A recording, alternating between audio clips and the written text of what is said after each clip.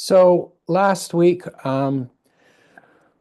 we were talking about different things. One of the subjects was I read something from the 17th Karmapa. Your most important home is in your own mind more than any other. You've got to come back to that home to get to know it a little bit better. Um, And that's really what we're doing is we're coming back to ourselves. We're going through the layers of all of the conditioning and the confusion and all of that, and we're finding that place of rest. That's what I was talking about a lot last week. Finding that place that we can rest within our own being and exploring that place. So one of the things I wonder about you is and yes, Andrea, I am talking about you specifically. I sorry. One of the things I'm wondering, um, are you excited about your practice? Is it something that captivates your interest? There are, of course, days. There are days where we're tired. There's a lot of things going on in our life where we kind of lose our focus or whatever. But is there that place inside you where you are turned on, where you really want to continue to develop and explore these ideas, these themes? The practice of meditation, the practice of opening up into quiet and spaciousness. The purpose of the talks, the purpose of the meditations, the purpose of the retreats is to inspire you, is to keep, and we all need it, is to keep turning our minds towards this idea. For this evening, for now, we can call it home. To keep turning our minds towards that essence that inhabits our hearts. Somewhere, sometimes we're aware of it, sometimes we're not. But there is this aspect of our being that's always here, whether we're aware of it or not. But in your practice, in your life, have you touched upon that? And if you have touched upon it, have you continued to develop it? And are you excited by it?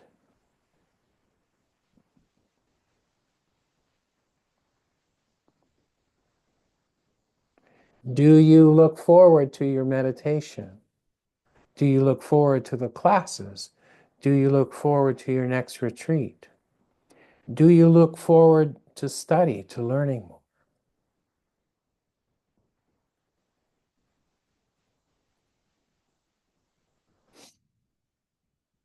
We can look at ourselves and we can look at the world and we can find a lot that's wrong. But the practice shouldn't be just running away from what's wrong. The practice shouldn't be just trying to shut down those parts of ourselves or our experience that we don't agree with, that we don't like, that are uncomfortable. But do we have a sense of moving towards? You have a sense of moving towards? Or does the practice, or does your life, this idea of awareness or or growth, is it something you're just kind of doing because you're miserable and you're not happy, so you're trying to move away from it? Or do you have a sense Do you have a sense of that beauty, of that home, that quietness, that love, that excitement? Do you have a sense of that? Do you understand that the practice isn't just about trying to not be such a difficult person to live with? You have a sense of the practice is not just about being, not happy,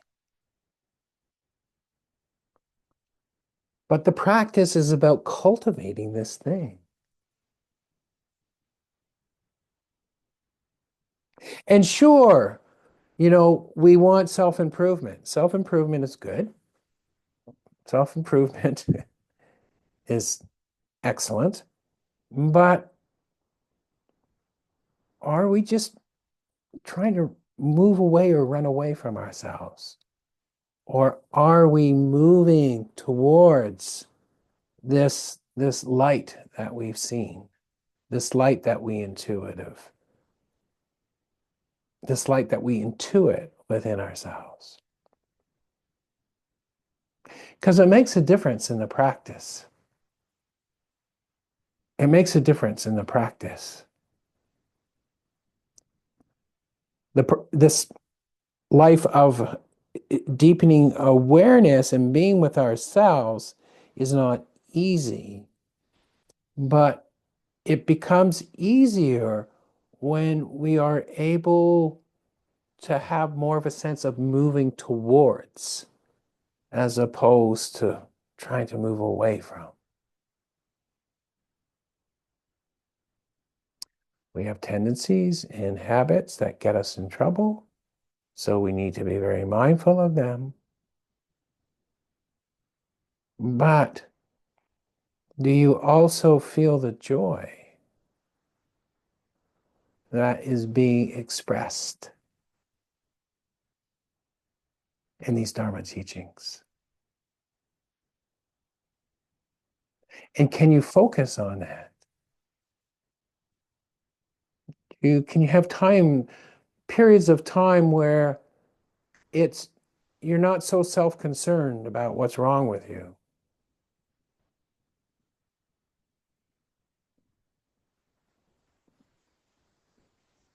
but instead relate to this inner beauty. And even if you don't see it, do you believe it's there?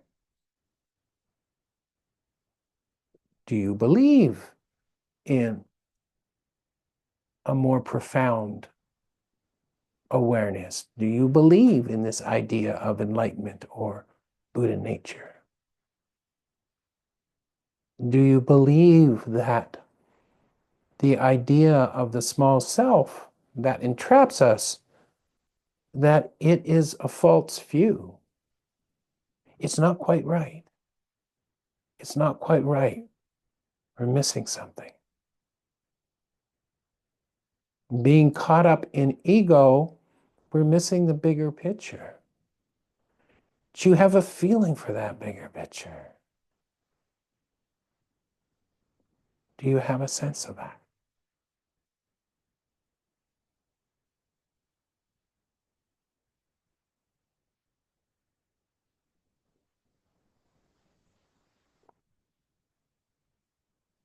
We live in a culture where we're not predisposed to faith. And for those of us who maybe grew up in a Christian household, maybe we've been turned off by what we've seen with established churches, what we've seen with the apparently spiritual heads and leaders.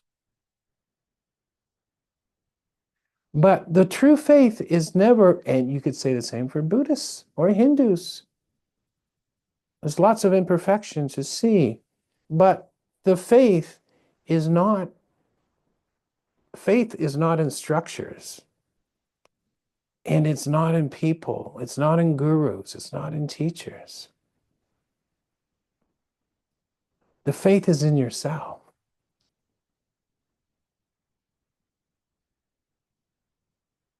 Do you have faith in these words?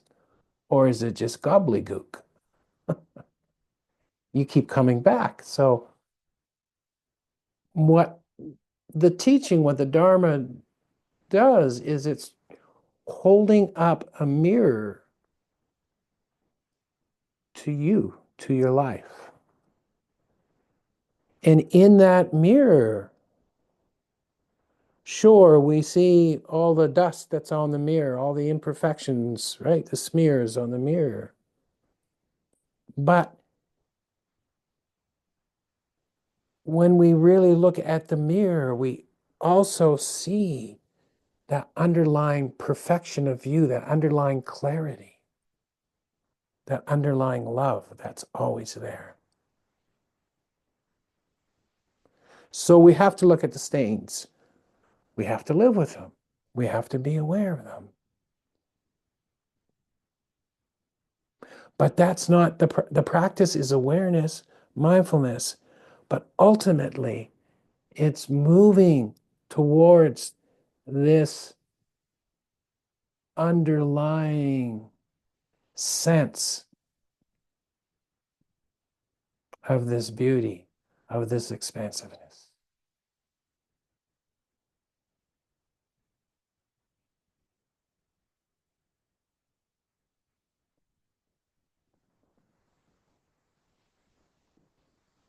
And if you see that, can you embrace it? Can you embrace it?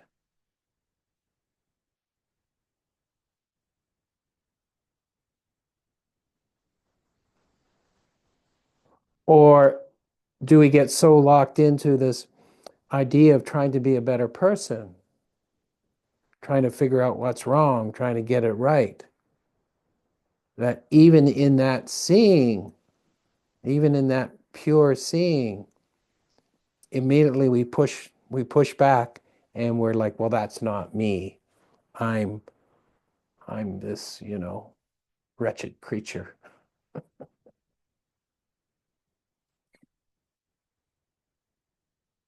As we keep falling back into this small view of ourselves. So, for those of you who can follow, if we are talking about no self in the Buddhist idea that there's nothing in our conditioning, nothing in this body and mind that's permanent. That anything that we experience is impermanent.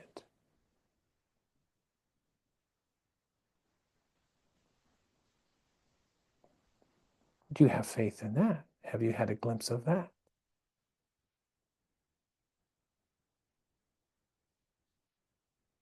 Do you know through all of these hundreds of hours of watching the breath and watching the mind, watching sensations come and go, is there at least an openness to the idea that this may not be who you are?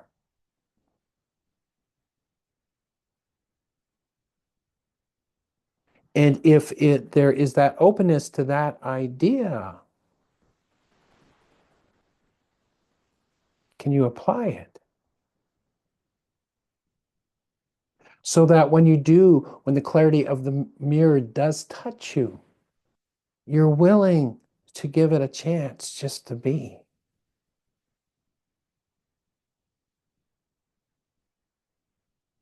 Can you even for a moment surrender to this natural clarity and the word from last week, spaciousness?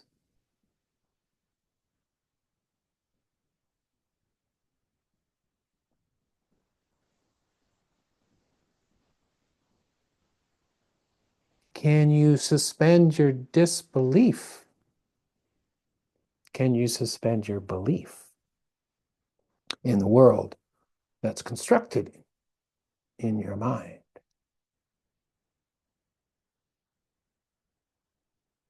And you don't have to take it as far as you've constructed the whole world and there's no world here, but the world that we construct every day within ourselves, the world of thought that we live in that takes us from one moment to the other. Can we just put that down for a moment and truly contemplate the non-self of that? Can we look at the openness, the spaciousness within our own being and truly contemplate this idea of self in relationship to that?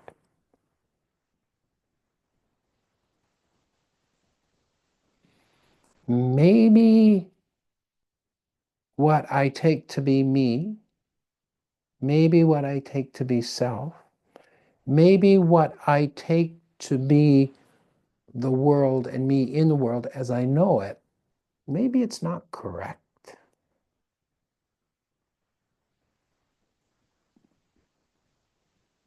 You don't have to take on belief in that, but can you open up to the possibility? Can you open up to the possibility of that just in this moment?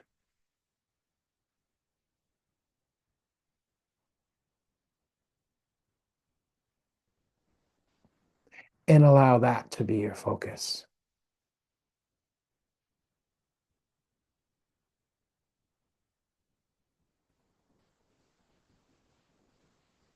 Because we get caught, don't we? We get caught.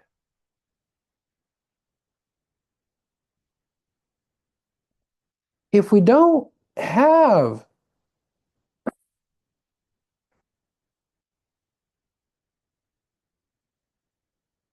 if we don't have a sense of this wider view, if we can't at least suspend our disbelief, or excuse me, can't suspend our belief in the rightness of our concrete views and allow space for something else to come in.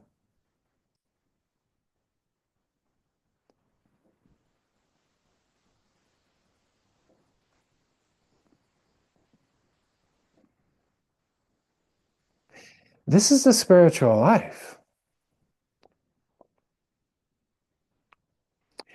is admitting we don't know, admitting we don't know, and just being open to possibility.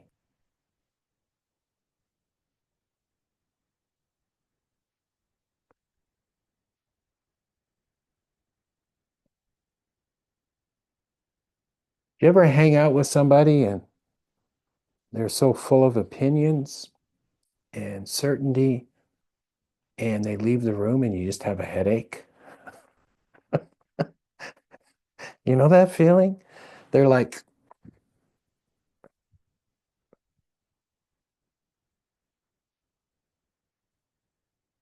or what about yourself? We get caught in something and we're stuck there. We're stuck there. We're stuck, and we know we're stuck.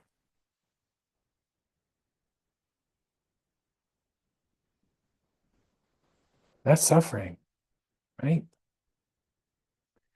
Just admit we don't really know. We don't really know. And our view and our ego construct has its purposes. It has its purposes.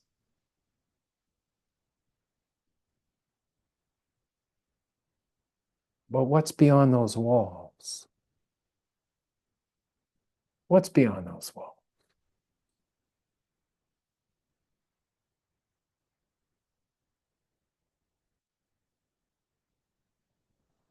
So all the things we tell ourselves, all of the practice that we do, perhaps,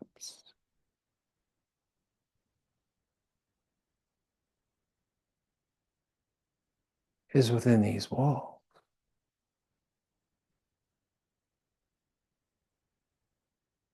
That's why we talk about spaciousness. That's why we talk about silence.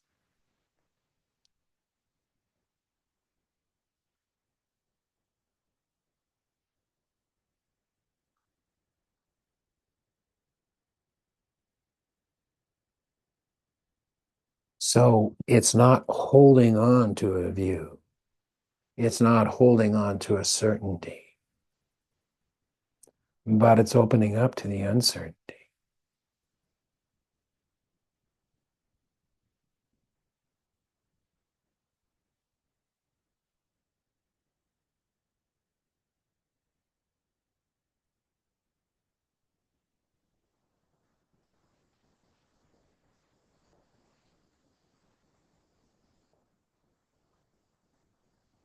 And in that moment, in that space,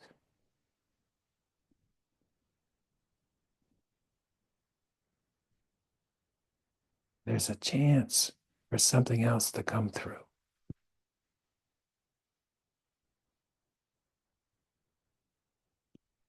And if we know that experience, then we develop it, we cherish it, we look forward, we're excited by the possibility, by the possibility.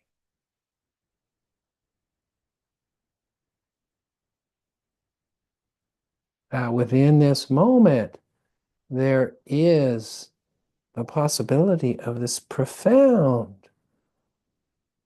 openness, this profound love, this profound unknowing that shine through.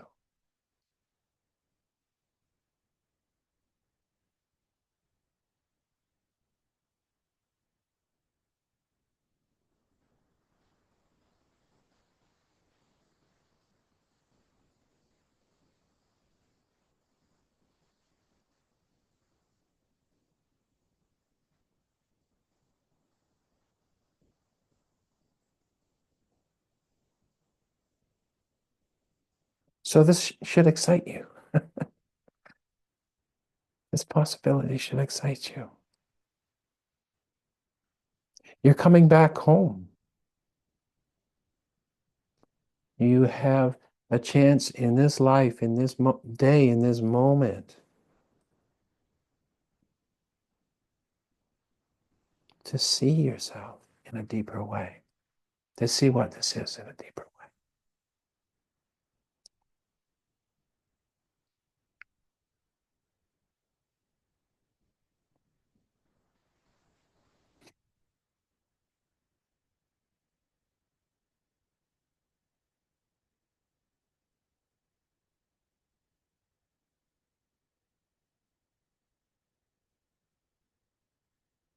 But we do have to practice.